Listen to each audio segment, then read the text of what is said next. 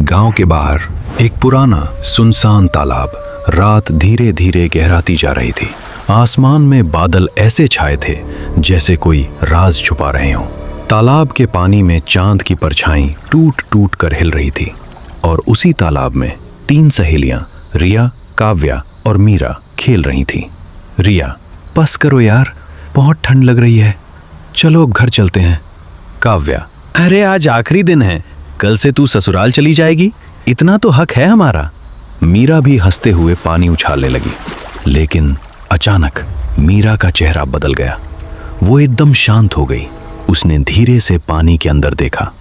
तुम लोगों ने कुछ महसूस किया? रिया, क्या? मीरा, जैसे किसी ने मेरा पैर पकड़ा हो।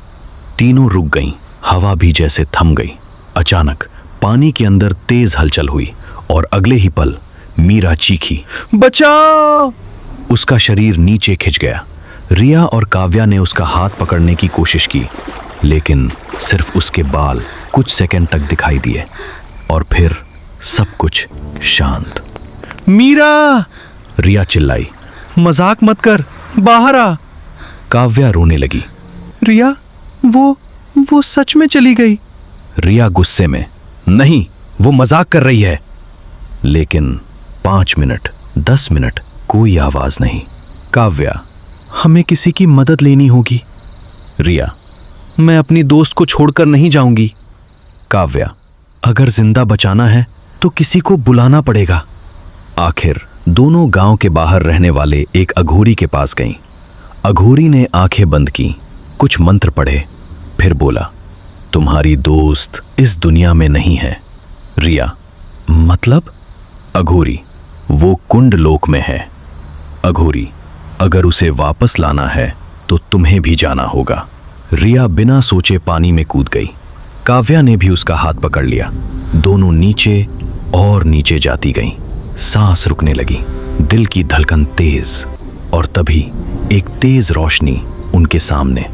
पानी के अंदर एक विशाल किला था, सफेद लेकिन डरावना।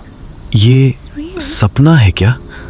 तभी एक नकाबपोश आदमी आया। तुम लोग उसे ढूंढ रही हो। वो उन्हें अंदर ले गया। दरवाजा बंद, पूरा अंधेरा। सांस घुटने लगी। रिया, हमें बाहर निकालो। कोई जवाब नहीं।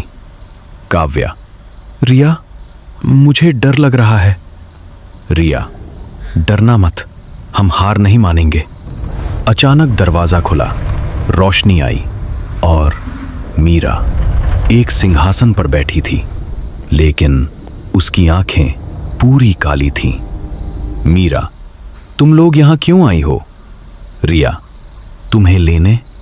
मीरा हंसी, मैं कभी तुम्हारी दोस्त थी ही नहीं। मीरा का असली नाम था निशा। 20 साल पहले उसके पति की हत्या हुई और उसे भी मारकर इसी कुंड में फेंक दिया गया।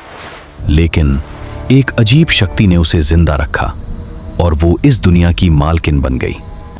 मैंने तुम्हें यहां बुलाया ताकि तुम्हारे परिवार को वही दर्द दूं। रिया और काव्या कांप गईं। तभी उनके पिता वहां पहुंचे और सच सामने आया। हत्या उन्हीं ने की थी। रिया रोते हुए, पापा, आपने ये क्या किया? काव्या ने तलवार उठाई और अपने ही पिता को मार दिया। निशा रो पड़ी। अब मेरा बदला पूरा हुआ। उसने अपनी शक्ति त्याग दी और धीरे धीरे उसका शरीर गायब हो गया। अचानक रिया और काव्या तालाब के बाहर थीं। सुबह हो चुकी थी, लेकिन उनकी आंखों में सिर्फ एक सवाल था। कुछ कहानियां खत्म नहीं होती, वो बस किसी और दुनिया में जिंदा रह जाती हैं।